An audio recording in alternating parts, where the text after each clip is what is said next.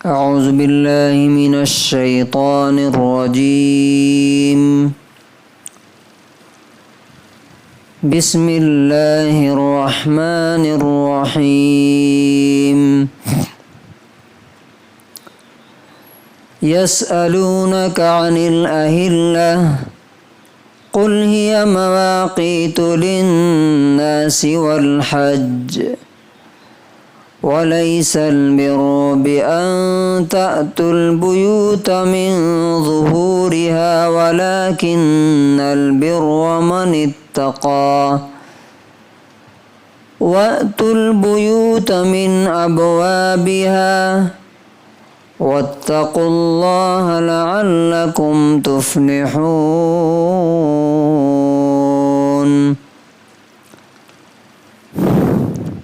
سورہ بقرہ سورہ نمبر 2 آیت نمبر 189۔ اے محمد صلی اللہ علیہ وسلم، یہ لوگ آپ سے چاند کے بارے میں سوال کرتے ہیں، گھٹتے بڑھتے چاند کے بارے میں سوال کرتے ہیں۔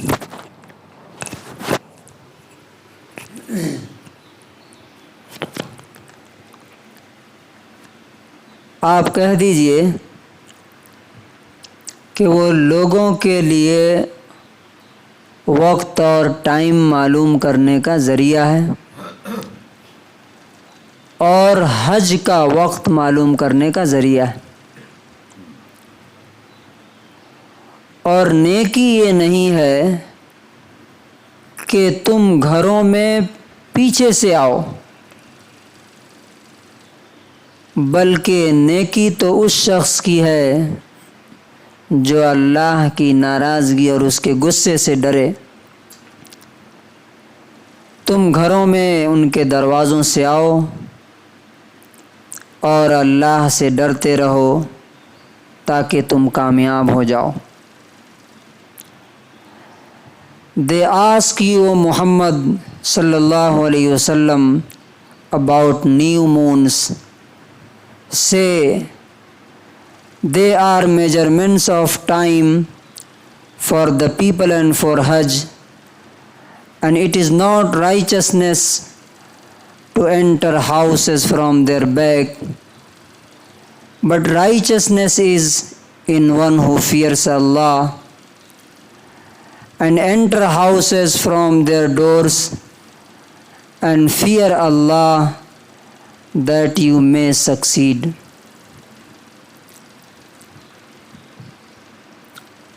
اس آیت کے اندر 2-3 بڑی ضروری باتیں بتائی گئی ہیں۔ پہلی بات یہ ہے کہ چاند جو ہے، مون، یہ کیا ہے؟ ہر زمانے میں لوگوں نے چاند کو دیکھ کر کے کچھ الٹے سیدھے ازمپشن، خیالات قائم کر لیے۔ مثلا آج بھی آپ دیکھیں گے کہ خاص طور سے ہمارے ہندو بھائی میں، اب مسلمانوں میں بھی جو جاہل مسلمان ہیں، کہ کچھ تاریخ کو وہ لوگ منحوس سمجھتے ہیں۔ منحوس کا مطلب ہوتا ہے لکی نہیں ہے۔ اس لیے آپ دیکھیے کہ وہ لوگ پنڈتوں کے پاس جاتے ہیں کیا کرنے کے لیے؟ دن اتارنے کے لیے، کہ شادی کا دن کون سا مبارک دن ہوگا، بلیسڈ۔ اسی طرح آج مسلمان بھی کچھ جا کے پوچھتے ہیں اپنے پنڈتوں سے، اور وہ جو ہے مسلمان پنڈت ان کو بتاتے ہیں کہ فلاں تاریخ جو ہے مبارک ہے اور فلاں تاریخ جو ہے کیا ہے، منحوس ہے۔ منحوس سمجھتے ہیں نا، ان لکی، یعنی اس دن اگر شادی ہوئی یا کوئی کام ہوا تو بگڑ جائے گا۔ سیم اسی طرح 1400-1450 سال پہلے بھی لوگ سمجھتے تھے کہ جب چاند نکلتا ہے تو وہ شروع کے دن برکت والے ہوتے ہیں، بلیسنگ، اور جب ڈھلتا ہے، کم ہوتا ہے، گھٹتا جاتا ہے، تو اس دن میں کوئی کام کریں گے تو کیا ہو جائے گا، وہ کام بنے گا نہیں، خراب ہو جائے گا۔ تو اللہ تعالیٰ نے اس کا جواب دیا اس میں کہ چاند اس کے علاوہ اور کچھ نہیں ہے کہ یہ وقت اور کیا ہو گیا جس کو سمجھ میں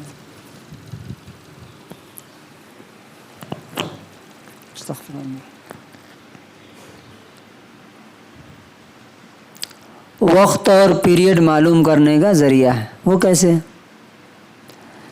دیکھیے سورج سے بھی ہمیں وقت کا پتہ چلتا ہے اور چاند سے بھی ہمیں وقت کا پتہ چلتا ہے۔ دونوں میں فرق کیا ہے؟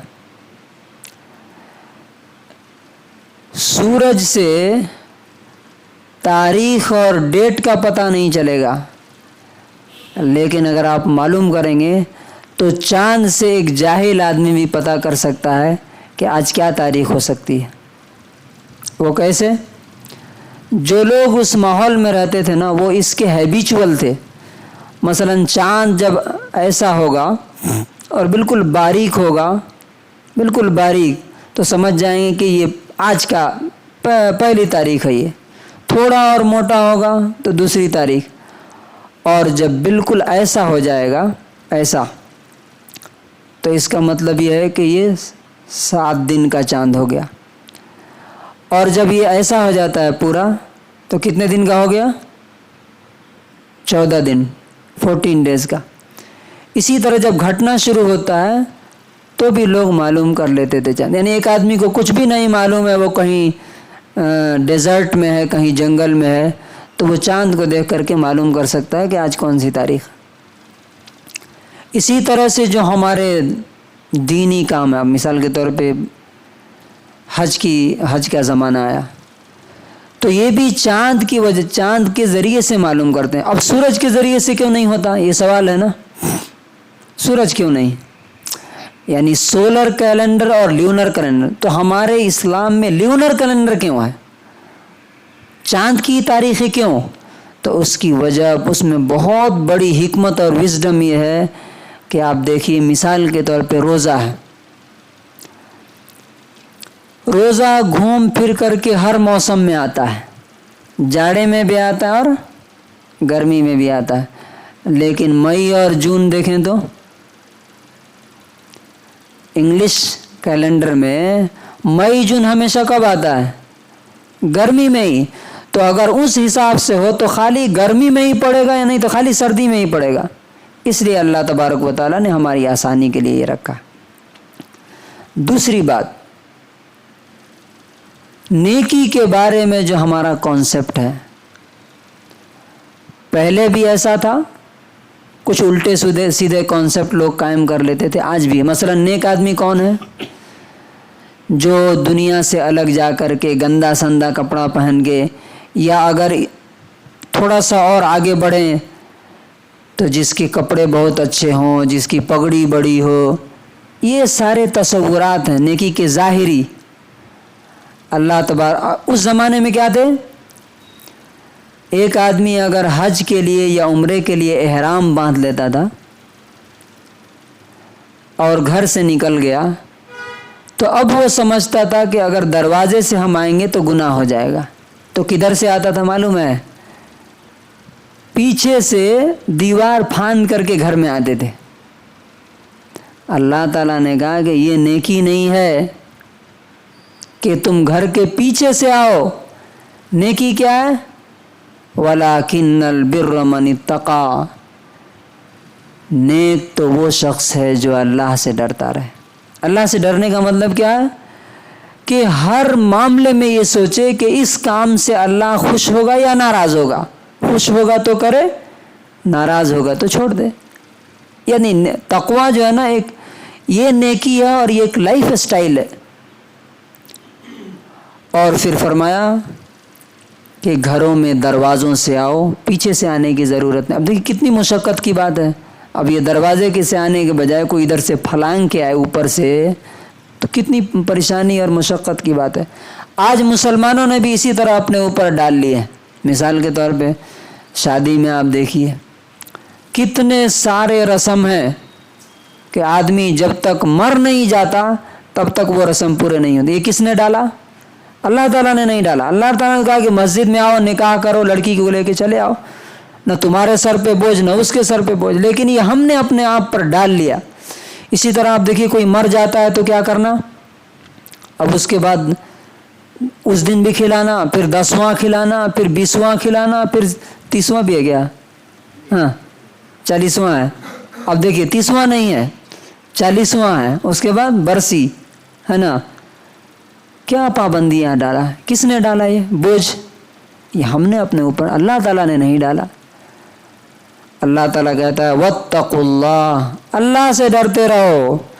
لوگوں سے ڈرو گے, سارا مسئلہ یہیں سے پیدا ہوتا ہے. ہم ہر آدمی سے ڈرتے ہیں, اللہ سے نہیں ڈرتے. لوگوں سے ڈرو, لوگوں سے مت ڈرو, اللہ سے ڈرو تاکہ تم کامیاب ہو جاؤ. جس طرح رسول اللہ صلی اللہ علیہ وسلم, صحابہ کرام کسی سے نہیں ڈرے, مارے گئے, پیٹے گئے, گالیاں سنی, لیکن جھکے نہیں کسی کے سامنے. تو کیا ہوا, دنیا میں بھی کامیاب ہوئے اور قیامت کے دن اور آخرت تو انہی کی ہے ہی. تو اسی طرح اللہ تعالی ہم سے بھی کہہ رہا ہے کہ تم اللہ سے ڈرو تاکہ تم دنیا میں بھی کامیاب ہو جاؤ اور آخرت میں بھی تمہیں اللہ تعالی کامیابی عطا فرمائے. اللہ تعالی ہمیں اس آیت پر عمل کرنے کی توفیق نصیب فرمائے.